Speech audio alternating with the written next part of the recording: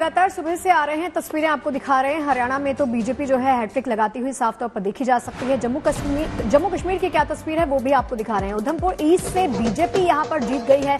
BJP मुख्यालय पर यहां पर जश्न का माहौल है, सेलिब्रेशन लगातार चल रहा है। रणबीर सिंह पठानिया यहां से जीत गए हैं और ये तस्वीरें आपकी टीवी स्क्रीन पर आप देख सकते हैं। बसौली से बीजेपी के दर्शन कुमार को यहां पर जीत मिली है। बीजेपी में इस वक्त जश्न इस बात का कि इस वक्त यहाँ पर गुरेज से नेशनल कॉन्फ्रेंस तो जीती ही है, साथ में बीजेपी ने अपनी 2 सीट्स पर जगह बनाई है। अगर हजरत बल से बात करें तो वहां से एनसी उम्मीदवार की जीत हुई है।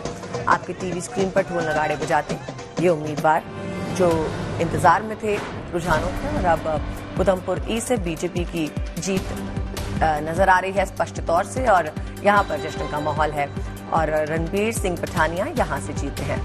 तो ये बीजेपी मुख्यालय की तस्वीरें आप देख सकते हैं। बीजेपी के तमाम दिग्गज नेता यहां पर पहुंचे हैं, सेलिब्रेशन के मूड में हैं, नाचते गाते थिरकते हुए आप इनको देख सकते हैं। इनके अंदर एक कॉन्फिडेंस है कि हमारी जीत हुई है और रुझानों में भी ये तस्वीर जो है वो साफ हो गई है। तो उधमपुर ईस्ट से बीजेपी ने जीत यहां पर दर्ज की है और क्या कुछ रुझान आ रहे हैं हरियाणा के और JNK के, वो लगातार आपको आपकी टीवी स्क्रीन पर हम दिखा रहे हैं।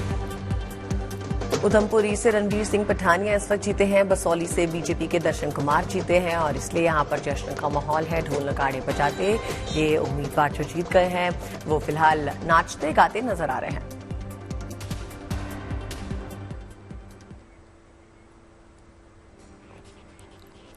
जम्मू कश्मीर से सीधी तस्वीरें आपके सामने। फारूक अब्दुल्ला इस वक्त लोगों को संबोधित करते हुए नजर आए थे और फिलहाल वो वापस लौट रहे हैं।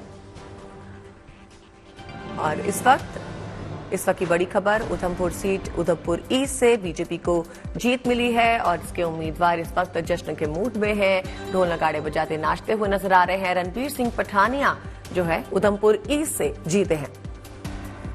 अगर बसौली की बात करें तो बसौली से बीजेपी के दर्शन कुमार ने सीटों रुझानों पर अपनी जीत अब काबिज कर ली है और गुरेज से नेशनल कॉन्फ्रेंस की जीत हुई है। गुरेज से नेशनल कॉन्फ्रेंस और हजरत बल से भी एनसी उम्मीदवार ही जीतते हुए नजर आए हैं। कुछ स्पष्टता अब दिखाई दे रही है, स्पष्टता आ रही है। रुझान तो हम सुबह से आपको दिखा रहे हैं, लगातार अपडेट्स आपके सामने GNT पर हम पेश कर रहे हैं, लेकिन इस वक्त जो डेफिनेट रिजल्ट्स हैं वो आपके सामने। मानना है कि कोई भी निष्कर्ष निकालने के लिए अंतिम परिणाम की प्रतीक्षा करनी चाहिए, परंतु हम ये कह सकते हैं कि अभी जो रुझान आ रहे हैं वो एक सकारात्मक दिशा में दिखाई पड़ रहे हैं और हमें पूर्ण विश्वास है कि ये सकारात्मक रुझान एक निर्णायक और ऐतिहासिक जनादेश में भारतीय जनता पार्टी के पक्ष में परिणित होंगे। उस प्रकार के दावे प्रतिदावों कोई मतलब नहीं है। कुछ समय की बात है, 1-8 घंटे या यूं कहें कि कुछ मिनट की बात है, 100-150 मिनट, और उसके बाद दूध का दूध पानी का पानी हो जाएगा। कश्मीर में हम ये कह सकते हैं कि लोकतंत्र का पर्व बड़े उत्साह और व्यवस्था के साथ मनाया गया है। छम जैसे सेक्टर में 80% तक मतदान होना, और हम ये कह सकते हैं कि देखिएगा जनता निर्णायक और ऐतिहासिक जनादेश देगी और भारतीय जनता पार्टी अब तक का अपने सबसे शानदार प्रदर्शन करेगी। मुख्य धारा से गायब किया 10 साल में भाजपा ने, चाहे वो किसान का हो, नौजवान का हो, पहलवान का हो, संविधान का हो या महिलाओं के अपमान का हो, वो सब हमने उठाया। बहुत अच्छा चुनाव लड़ा। इसलिए मैं अभी भी आश्वस्त हूं कि शाम होते होते कांग्रेस पार्टी सरकार जम्मू कश्मीर में तो बनाएगी ही, हरियाणा में भी बनाएगी। और वो इसलिए भी क्योंकि ECI की वेबसाइट के अनुसार ही करीब 3% वोट शेयर कांग्रेस का अभी भी ज्यादा दिखाया जा रहा है।